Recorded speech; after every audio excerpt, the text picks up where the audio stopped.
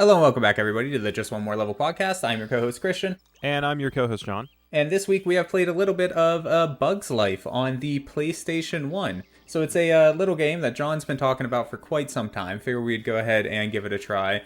Something of a game that you played a lot when you were younger, right? Yeah, not this one specifically, actually. I got Okay, this... which one was it that you played? Toy Story 2. Oh, Toy Story, that's right. I keep getting them mixed up. And The Lion King. Well, they're very similar. Similar style of games. Yes. So I mean, it's a game. It's kind of you play. I mean, I'm sure everybody's seen the movie, right? A Bug's Life movie. The Disney, was it Pixar or just Disney? I guess it was just Disney, huh? No, Pixar. It was Was their it a Disney Pixar film? second feature-length film.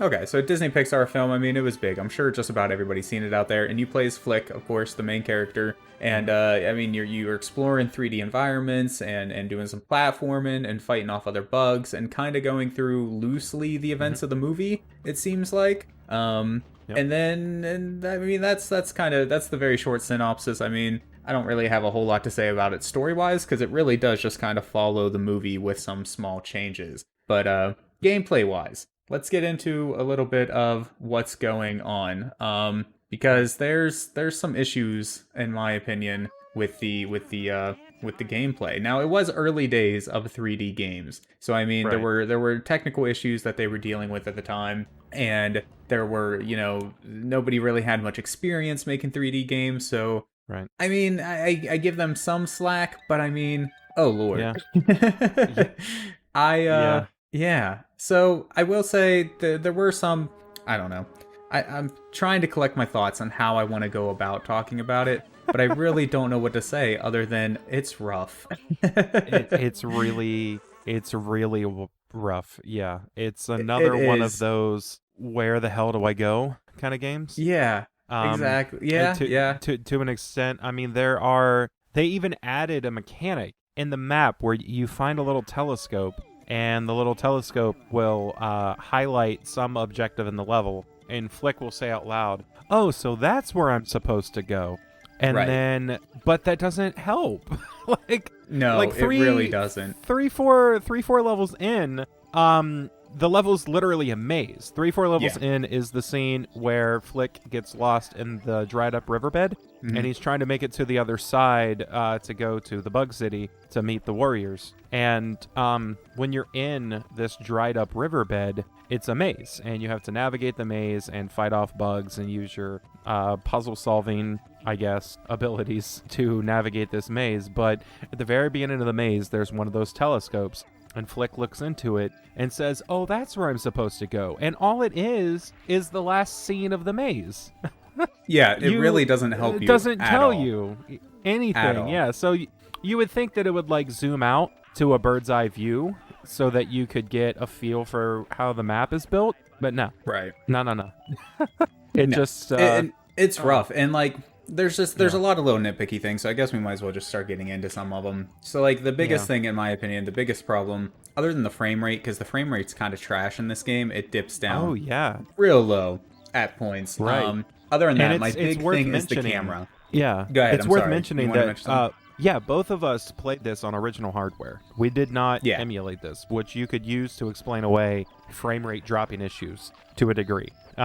Because PlayStation emulation is really good at this point. So not really good, but yeah. but even so, you could say like, oh hey, maybe something is wrong with my emulator here, and it's not working just right. Maybe I need to tweak a few settings or something. But no, we both played this on original hardware. Yeah, I played it on PlayStation 1. He played it on the PlayStation 2, and it just it's rough. And then the camera controls. This game was made, I'm fairly certain, before the DualShock controller was a thing. So there's no like analog control. You can toggle on the analog stick to move around, and that works okay. But there's no like camera control at all, really. You can press one button to kind of recenter the camera behind you, and then you can hold another button to kind of lock it at a slightly higher, farther back angle, which I actually did find that quite helpful, being able to lock it back. But it needs some sort of camera control, even if it was like LR, like a lot of other old school games did, to turn the camera with L and R. That was my biggest issue, was just being able to see where I was going and what I was doing was so rough. Because there was just no camera controls at all.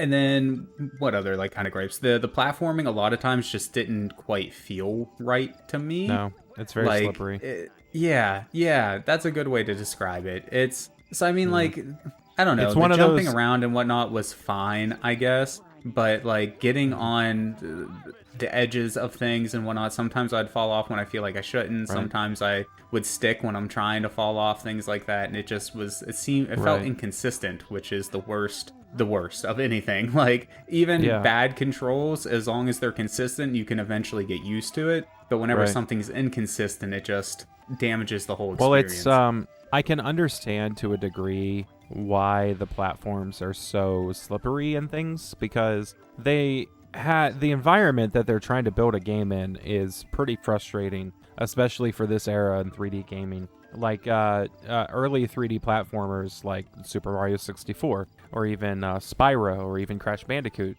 To a degree, you had it's a fantasy location, so Yeah. you can modify the environment to work for your platforming level design. You can design a good platforming level and then rework the art assets to kind of compensate, because it's a fantasy world, so you can manipulate things. But with this, it's supposed to be completely grounded, literally, to a bug's perspective of real world obstacles, which I don't feel was as much of a problem in the Toy Story game, because you could do a little bit more of that fantasy manipulation in that game. For instance, Buzz often finds like screws or other little tiny toys that would just be lying all over the yard or all over Andy's room. Or there's also like a construction zone level and a sewer level or a back alley level, whichever it was, where different things can be obstacles, and you can kind of get away with it because it's toys. It's Toy Stories. It's a fantasy world.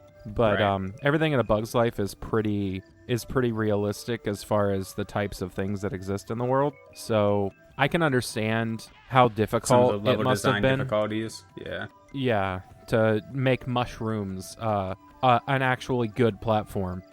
Right, but You they know, could have 'cause just they're flattened out the dome-shaped or mushrooms a little bit. Because, yeah, a lot of the Yeah, mushrooms they are could've. very dome shaped. And if they would have just gave Yeah. them like a flat top, I mean, there's a bunch of different kinds of mushrooms. There are flat top True. mushrooms. So, Yeah. like, they had options, they just didn't. Right. And another Yeah. thing, just because it's playing in the video right now, or around the time if you're watching it on YouTube, there's that I don't know what he calls it in the movie. It's been way too long since I've seen it, but that machine yeah. that he builds to help him collect seeds, and you can find that in the first level and walk around with it. I don't really understand the point of it. It seems to pull in seeds from farther away, whereas otherwise you have to like basically touch the seeds. And it seems like you Yeah. collect like honeycombs with it as well, but Yeah, no, I don't. those are the all elusive golden berries. Looks like you skipped Oh, is that what that is? Is a you- golden berry? you skipped the tutorial stage I saw there. I went ahead and played the Yes, I tutorial, did. and the guy in the tutorial, which by the way does not tell you even close to what you need to know, mentions he mentions the fact that you can jump on mushrooms and that you can uproot the mushroom to have a new seed grow. Yes. He mentions that you can change the color of a seed so that it grows a different kind of thing. Which, while we bring that up, before we continue, I will say that is one of the best mechanics of the game, in my opinion. Yes. Is being Yes. able to change the environment. So as you go around, you start with one power up that you can. I mean, I guess we should start at the beginning. Really, there are apple-looking things that you can jump on and make some sort of plant sprout out of.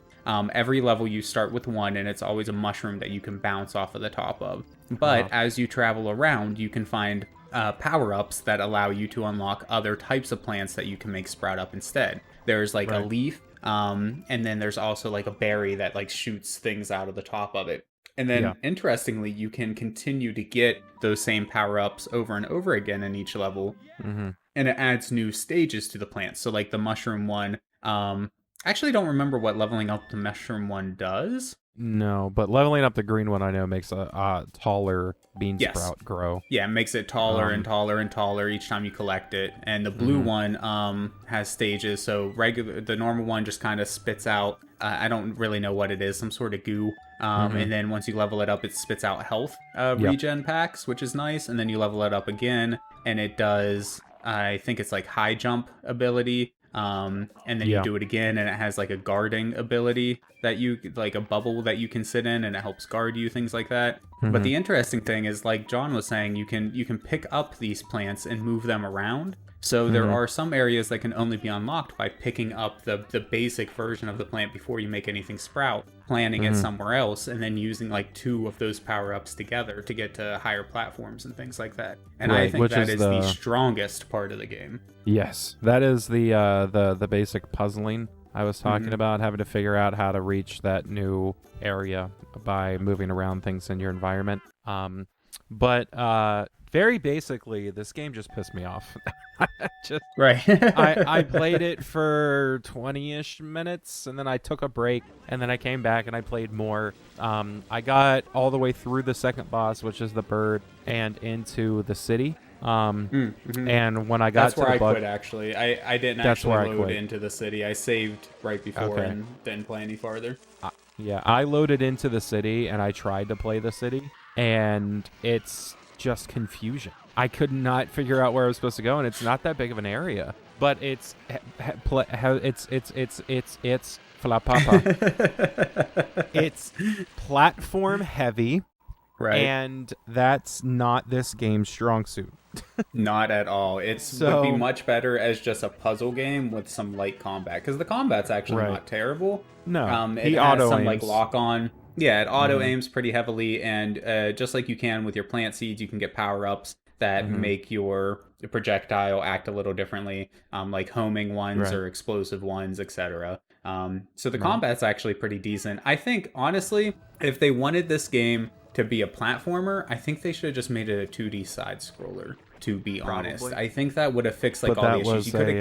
You could have kept the plant stuff, like being able to move around the mushrooms and things. You could have kept all that stuff in there, and then just had it be 2D, and I think that would have fixed so many of the issues with it. I agree. But that was taboo in this day and age. Kids wanted the 3D games. They wanted games like Mario. The Nintendo came out, the Nintendo 64, and then PlayStation, that was its big selling point, was all the 3D. But the PlayStation was so good at 2D, honestly. It's upsetting that more games didn't do 2D. We played a game for the next episode, which, spoiler alert, reminded me of Castlevania. But this time it's on purpose. The game is meant to be like Castlevania. So... It reminded me of Castlevania, so just for fun, I threw on some Castlevania Symphony of the Night, and I'm like, God damn! Right. It's so great. Good. Like, the PlayStation does it amazingly well. It's really upsetting that they didn't do more companies. I mean, didn't do 2D on the PlayStation, but because it's very well done. Here we are. Yeah. Here we are with a bunch of crappy 3D games. This portion that we're watching here is the second level. It's a cave level. You're underground, and there's some interesting things going on here. I like the game's environment. I don't think that the game looks bad. No, for the time, I'd say it's pretty well. There's some clipping issues and things like that, but that's very common with PlayStation games, so can't really hold that against them per se. No, but I think that environmentally and like lighting and whatnot, A+.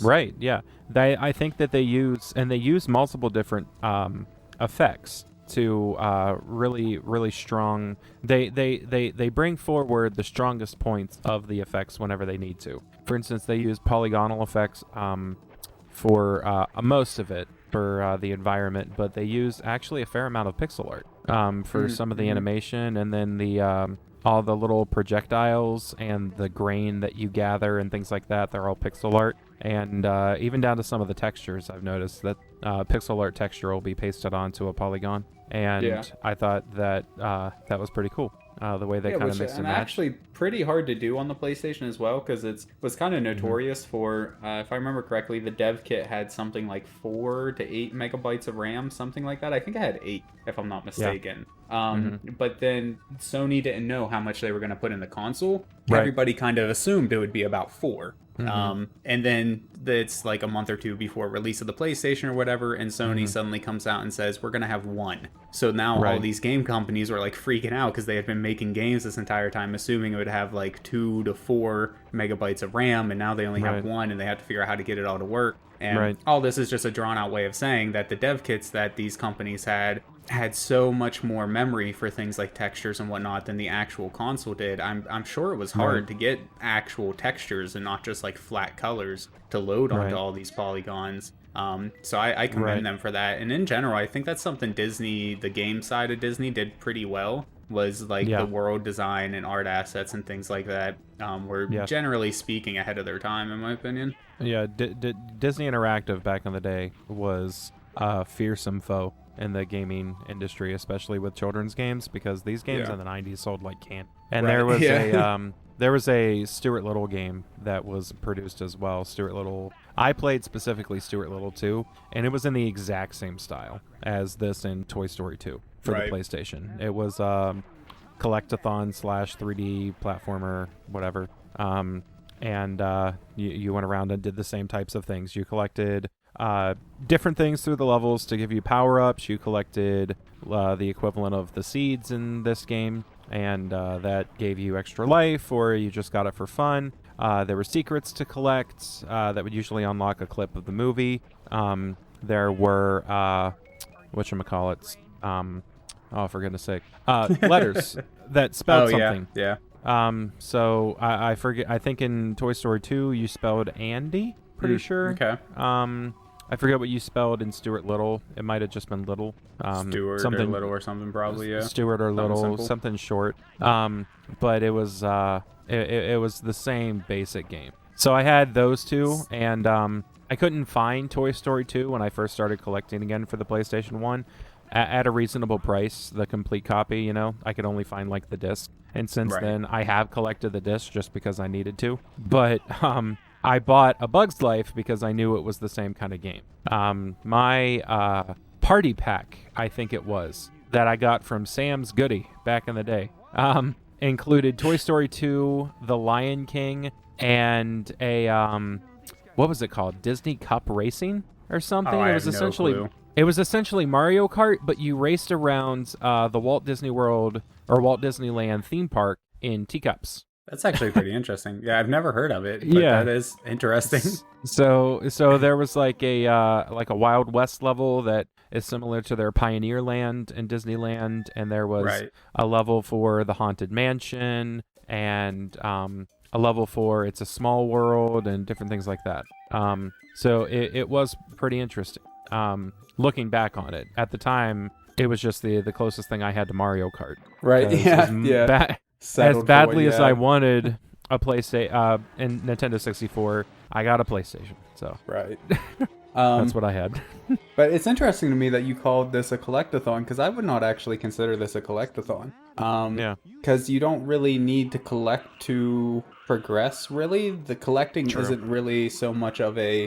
It's not the point of the game. It's just kind of something you can do while playing the game. I would consider it an action platformer, to tell you the truth. Yeah, that's definitely closer to what it is. It's just any game like this that isn't, isn't heavier into one of the following combat, platforming, or RPG elements that has you collecting a large amount of things that it displays for you after the fact, and that you need to 100% the game, registers in my brain as a collectathon. Just a collectathon, yeah. Because, I mean, like, we did Yooka-Laylee a while back, and it's just completely different style of gameplay. And to me, that's what a collectathon is. Because, I mean, growing up with Banjo-Kazooie, not growing up with it, but playing games like Yooka-Laylee and things like that, where the collecting is the point of the game. So to me, that's a collectathon. This here is really just an action platformer. So this probably won't sync up with the YouTube video, but we're going into the boss stage here on Twitch while we're recording this. And, yeah, the bosses. Oh, Lord. They are the worst bosses I've ever fought. Yeah, it's terrible. You can basically stun lock them. So, like, in the beginning, I spent a lot of time going around, because there's still things like the seeds and the letters and things like that. So I was going around collecting them, getting some power-ups and things like that. And after I did that for a couple minutes, I was like, well, I wonder if I can just go ahead and start fighting off the boss. Maybe I can collect more stuff while he goes into his next phase or something like that. I basically just stun lock him for the entire thing. Like, it's ridiculously easy. I could not believe how simple it was. Yep. Yeah, it was pretty shocking too, because the second stage boss is the bird, And for anyone that's seen the movie, the bird is like the biggest enemy in the whole movie. Even the main antagonist is afraid of the bird, and you just whoop the bird's ass. Yeah, the hardest part of fighting the bird, the second boss fight, is the platforming to get high enough to shoot him. Yeah. Once you get up there, it's, again, you just, it's not really stun locking with the bird because he continues to move around. But depending where you're standing, he can't attack you or do anything. So you're just standing in one spot, constantly throwing projectiles at him, and he dies in like 3 seconds. It's just, it's ridiculously easy. I want to say, so like some of the parts of the game aren't the easiest to do. There are some, not like super hard parts or anything like that, but it doesn't seem like this game was made for little kids until you get to the boss fights. Once you get to the boss fights, it's like they had to have been making this for very small children with as easy as it is. Yeah. But the rest of the game doesn't line up with that. And again, it's just that inconsistency that kills me. Like, what is this game actually trying to be? Right. The target demographic here, I assume, would have been people that were around my age when the movie came out. And I was, I don't know, 4 when the movie came out. So that would have been the target demographic, 4 to 10. I don't know how it divides up there. I was going to say probably more of like a 6 to 12 if I had to guess for like video 6 game to 12 type thing. But yeah, it's so strange because I don't want to just rip this game to pieces and say, oh, this game's shit and the controls are awful and all that kind of stuff. The controls are pretty frustrating. And at times, definitely, At times, a lot of which can be forgiven by, like you said, nobody had ever made a 3D game before. They were all trying to figure it out. The PlayStation 1 was very much a let's figure out this new territory. Learning experience type of console. And it tried to work out a lot of its kinks, and you got a lot of classics in the meantime, as it was working out its kinks and trying to figure out what it was. You had a lot of shine-through games that seemingly perfected what it could be early on, like your Super Mario 64 and Spyro and Crash and different things like that a lot of people remember. Although, even in retrospect, arguably Crash didn't do so well. But in retrospect, it's a hard game, and you were not expecting it to be that hard because of games like A Bug's Life. Like I think we can all remember playing games like this when we were young in this era that were kind of ridiculously easy and just fun experiences, and we played them because they were based off of our favorite movies, and we wanted to play things like the movies. So we didn't think about A Bug's Life as being Castlevania hard or NES hard, like then which you get Crash Superman 64 and just hate your entire existence after that. So yeah. And then you're dumb enough to be like, well, I don't really remember playing this game, so you rent it like 3 more times, and every time you do it, you just regret everything. Yeah, I never played that one. Of course, I've seen the Angry Video Game episode on it, but I honestly did rent it probably like 3-4 times when I was a child. Just I don't know if I like forgot how bad it was each time or what, but each time I did it, I just know that I would play it for like 15 minutes and then just not understand what I was doing and get bored of just flying around for 2 minutes and then having to restart from the beginning again, and just like it was childhood. That's pretty much all the game is, from what I understand. Yeah, but you're supposed to be like flying around through goals and things like that. Nope. Through rings. Sorry. Yeah, first episode is rings. Yeah, ring. And then you have to go fly and pick up a car, and then more ring. But I just flew around. I think I had a free play mode too, and that might have been what I mostly played. Okay. It's been so long now, I don't really remember, but like, yeah, it was a thing. Anyways, Bug's Life. Okay, Bug's Life. Yeah. So I mean, is that all that can really be said of the game? I mean, this area right here, I think looks really cool the way. Yeah, it's like the third, fourth level. On the third, fourth level, you kind of like, it's where you're riding around on the dandelion, and so you have your initial area where you can collect a couple power-ups and whatnot, and then you unlock the dandelion, and you unlock a spinny flower thing that like launches you up in the air. And then the cool thing about this one, I think it was one of the best levels, is you're flying for the entire thing. If you touch the ground, you die. The bird swoops down and gets you, and that's it. You have to restart the level. So there's more of like those spinny flowers as you're going through the level that boost you up into the air. And I actually think it's a pretty fun stage. My only problem with it is sometimes, because of the poor camera controls, it can be hard to see where the spinny flowers are to get you back up in the air so that you don't touch the ground.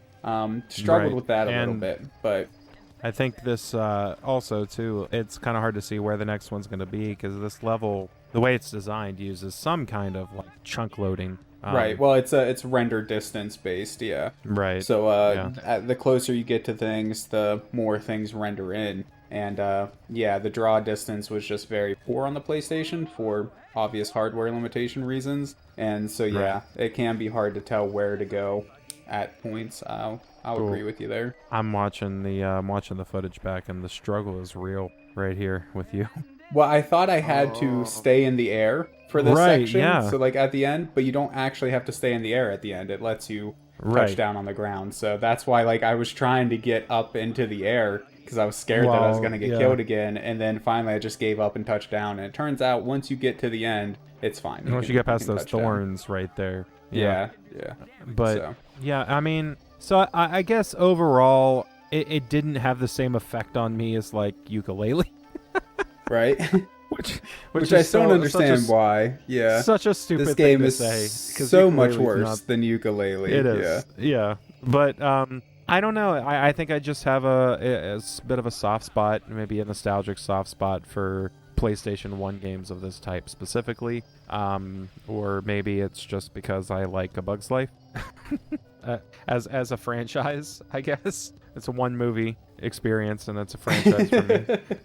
The coolest thing about A Bug's Life that I remember is that they had different VHS cases. I don't know if you remember this at all, but when A Bug's Life was originally sold in stores, and this might be because I'm a VHS collector, but even back then, I remember there were just different cases of A Bug's Life that you could pick up. Like one of them had Flick on it, the other one had Dot, another one had the Ladybug, another one had the Caterpillar. And I definitely do not remember any of this. Yeah, you could get depending on the VHS case you bought. The movie was totally the same, the actual tape inside, but you could just buy a VHS case with your favorite A Bug's Life character on it, which I thought was really interesting. I don't know if they were trying to prompt people to collect them all or something. But that's what I think was probably going on, to be honest. They know that there's collectors out there like you, and they were just like, well, if we release 20 different cases, then we'll sell 20 copies of this movie. And I know, but I can imagine the struggle for kids and parents at the time where they're just like, we need to collect them all. And they're like, I'm not paying $20 every time for the same tape. For the same tape. It's like over and Pokemon. over again. Just, right. Yeah, like Pokemon. Yeah, what's the difference between red and blue? Yep. Pretty much nothing. Luckily, I grew up with a lot of siblings, so it was fine for us because we each wanted our own copy of the game anyways, so it didn't really matter for us. So you get red, you get blue, you get silver. Yeah, exactly. Yeah, kind of deal. So that worked out pretty well. But that works. I didn't even have a Game Boy. The last thing I'll say about this game is, and I don't know why, I should have said it at the beginning, but the intro sequence, whenever you first turn on the game, for some reason gives me some Lord of the Rings vibes. The music and just like the framing of the scene and thing like that. I think it was my favorite part of the entire game was just the the 3-second video that played in the beginning. Oh, like the Traveler's game developer logo? Yeah, I don't know if it was Traveler's Tale logo or if it was the scene that plays after that introducing A Bug's Life. I can't remember which one it was. But one of those two intro sequences, I was just like, this is some good stuff right here. This is excellent. We should play some Lord of the Rings games on the PS2. They had some classic. There was one that I used to play. It was on the Xbox. There might have been a PlayStation version as well. Yeah, well, they had. I'm pretty sure they had game versions of the 3 movies. They had. I know. Well, those aren't the ones I played. The one I played was a strategy game, a tactics game. And, I know that it was interesting. Yeah, because I know they had at least the 2 Towers and Return of the King on I'm sure they had all the 3. PS2 and on the Xbox. But they had some different games that came out and then kind of went dark for a while until Shadow of Mordor. But which are more games we need to play. Right. We'll just do the entire Lego collection at some point. Right. Hey, I am down for that. You don't even know. Honestly, I'm playing through Lord of the Rings, the Lego game right now. The Lego. So, I never played that one, but well. There's just, and I actually thought of that. That's a good point that ties into A Bug's Life, because I thought of back in the day how it was a huge trend to make games out of feature film properties. Because there was a game, obviously there's a Bug's Life, Toy Story 2 had a game, Stuart Little, and then a ton of other games. Anytime a movie or a TV show came out, there had to be a game about it. Down to a Mary-Kate and Ashley game for the Game Boy. Who played that? I know. I'm pretty sure my sister had it, honestly. Right. So, I mean, it was just, you had to do it. If there was a movie coming out, you had to make a game about it. And sometimes it turned out okay. Yep. Right. Like, most of the time, not so much. Right. And even the Harry Potter games on the PS2, those are great. Not all of them. I'm pretty sure one or two of them. I think it was the first one or second one or something like that was pretty bad, if I remember correctly. It doesn't follow the movie very well. Right. I know a lot of people love both the Prisoner of Azkaban movie, and they cite the Prisoner of Azkaban as one of their favorite PS2 movie games. Just because of how fun it is. But I will say this: nobody has ever done movie properties justice like the Lego franchise. Right. Yeah. Yeah. Lego Star Wars. Lego Harry Potter. They mostly follow the movie. The gameplay's fantastic. They are actually good games. Now, geared towards children, obviously, being a Legos franchise and all that. Right. But they are excellent titles, for sure. But I think that's a conversation for another day. Sure, yeah. But I was just trying to scale it back to A Bug's Life a little bit. I think that what they have done correctly is where a lot of these early movie franchise games fell short. Because something that I was also thinking about while playing this game is it just seemed to kind of lack style to me. Everything was just kind of stock, it's a Bug's Life. And I'm not saying the artwork isn't imaginative or something, because Flick looks good. I like how much attitude his character has. I love the voice acting. This is the best, or at least one of the best, PlayStation 1 voice acting that I've ever heard. It's done by the original actor, or at least a very close sound alike. He says lines that you would expect him to say in the movie. He actually interacts with the environment a little bit, because I remember playing Toy Story 2. If you play as Buzz Lightyear, he doesn't say much. Every once in a while he'll say to infinity and beyond. Right, yeah. But he doesn't really say a whole lot in as far as something that has to do with the environment. So I really appreciated what they did with Flick in this game, making him kind of react to things. He reminded me just a tiny bit of Gex. But sure. Not to the same level, obviously. But that's what I think, that's what reminded me of the Lego games, because I kept thinking, man, this is really kind of like a bland stock environment. I really don't feel like they did the franchise or the property justice. But then again, how are you going to expand a game that is supposed to be a 4 or 5 hour experience out of one feature film, when the feature film is not video game like? The feature film is story driven and comedy driven. So how are you going to make a game out of that? Toy Story 2 was a much smarter thing to do, because there was a lot more video game qualities, even down to the literal opening of Toy Story 2 was Rex the dinosaur playing a video game of Buzz Lightyear. So I think there are options, though, because the Lego games did it fairly well. Now, obviously, they were a little bit more transformative. Yeah. But you can still include comedy and things like that in video games, because there's 1,000 different genres of video games too. You don't have to go action platform, where they could have went point and click adventure, right? And then had all of the comedy and the remarks and all that sort of stuff in there as well. But Christian, that's not what the video game market was like in the 90s, yeah, man. Sure, it definitely wasn't hip for the kids, the point and clicks. On the PlayStations. That was point and clicks were education games and back in the day. Yeah, well, there were a lot of popular point and click games too. Sure.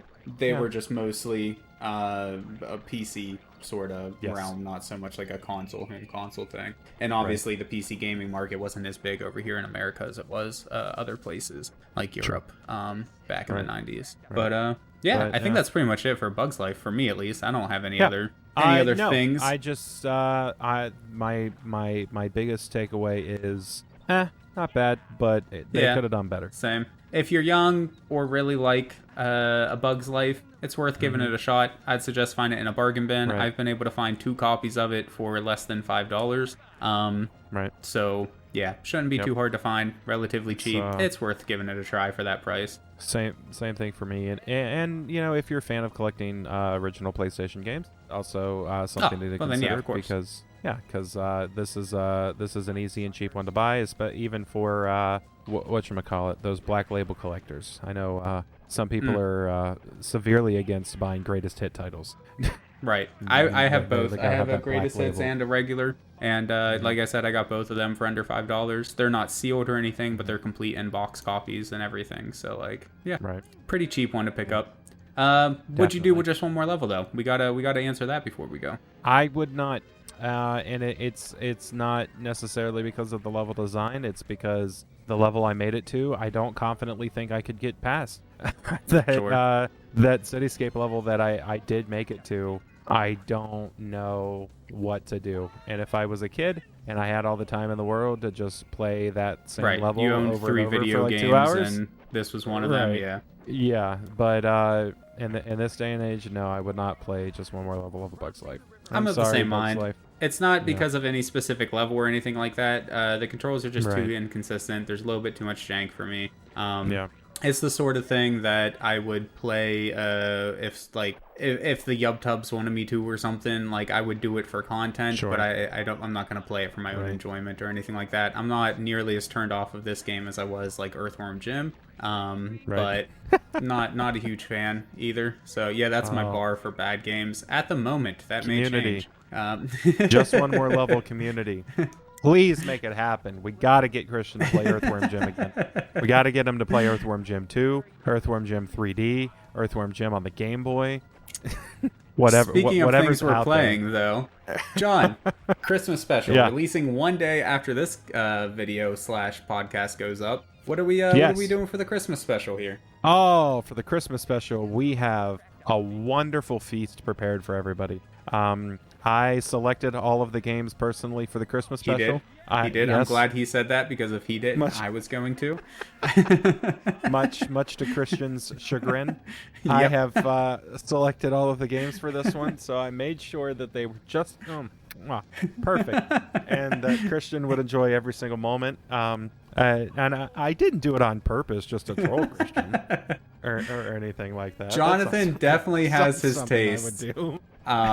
There's definitely, there's a common theme in 3 of the games that, well, what are we playing, John? Do you have the list? Do you know what we played? I do know what we played. So starting off at the Innocent, we tried to play a sort of interactive Christmas card that I don't really think that we're going to include. Right, we might mention it just as like as Yeah. here's a thing that you can do, but yeah. Yeah, hey, go check this person out because they did a really good job at making some nice pixel art. Right. But other than that, we played an arcade game called Santa's Delivery Mission, which to me, well, we'll get into what we think of them later. Yeah. We played several horror Christmas games, several indie horror Christmas games. One of which got kind of YouTube famous. It was called The Thirstiest Time of the Year, which was made based off of the god-awful LeBron James commercial. Which I don't watch TV, so I didn't even know that was a thing. Right. Until not emailed me. Wow, how old are we? Until you sent me the message on Discord, didn't even know that existed. But I've seen it for the past couple of years, and every time I'm like, I know they went for that claymation classic Christmas feel, but this is scary. And Amber was like, they made a horror game about this, and I was like, did they? And there's one more though. We did one other one too. So we did the three horror games because Halloween. Then we did the arcade game. And what was the last one? And then the last one that we did was a wonderful little title from the Wisdom Tree collection. And it is Christmas only because it is Christian. Yep. It is a religious themed ripoff of The Legend of Zelda, and it holds it holds nostalgic value for me because I grew up very religious, and in my household there were many religious knockoff type things always available. So my Nintendo games were Wisdom Tree games. So and of course the Angry Video Game Nerd did I think 2 episodes for a Christmas special where he played Wisdom Tree games. So I thought it would be kind of fun to do that. So yeah, Wisdom Tree games, Christmas horror games, and a little Christmas arcade game is what you have to look forward to on the next episode. Very, very holiday themed. And also, if you're going to watch the video on the next episode, I did some very fun transitions for this episode. A little bit of custom pixel art to look forward to that John spent some time working up for us. So I did. Yeah, that was probably the most fun. Most fun thing I'll get into that during the podcast. But yeah. So John, where can we find you, bud? You can find me on the Just One More Level podcast YouTube channel, of course, and my own personal YouTube channel, The Dorseman, where I play games and I upload Twitch stream VODs, which means you can also find me on Twitch, of course. The Dorseman / twitch.tv/The Dorseman. There'll be links that you can follow. And then, of course, you can also find me on my social media pages, Twitter, at The Dorseman, John Dorsey 1, Instagram, The Dorseman. The Dorseman all around. All the time, all around The Dorseman. But, Christian, where can we find you? Yeah, Twitch and YouTube as well, for the most part. I haven't been very active lately. Hopefully that will change as the holidays start to wind down here. And then I also stream all the Steam on them. And then I also have the Twitter, stream the Steam. So, yeah, check us out. And then, as always, we also have a Discord that we're both a part of. So if anybody wants to join the community on Discord, easiest way to give us game suggestions and things like that, other than Twitter, Discord. So, yeah. Right, or leaving us messages live on stream. Oh, yeah, comments and things and messages on stream, of course, yeah. All of it. I mean, we check it all, but Discord's just kind of the most convenient because, yeah. That does remind me. I actually I was speaking to a friend of mine, and he gave us 2 suggestions, which I'll talk to you about in a bit. Yeah, I was gonna say perfect. Yeah, we'll add them to the list. Yeah, by all means. Yep. So thank you so much, everybody, for watching. Yeah, you didn't have to, but you did, and we appreciate it. So thank you so much. Enjoy your holiday, everybody. Yep. Bye-bye. Bye bye. Love this podcast? Support this show through the Acast supporter feature. It's up to you how much you give, and there's no regular commitment. Just click the link in the show description to support now.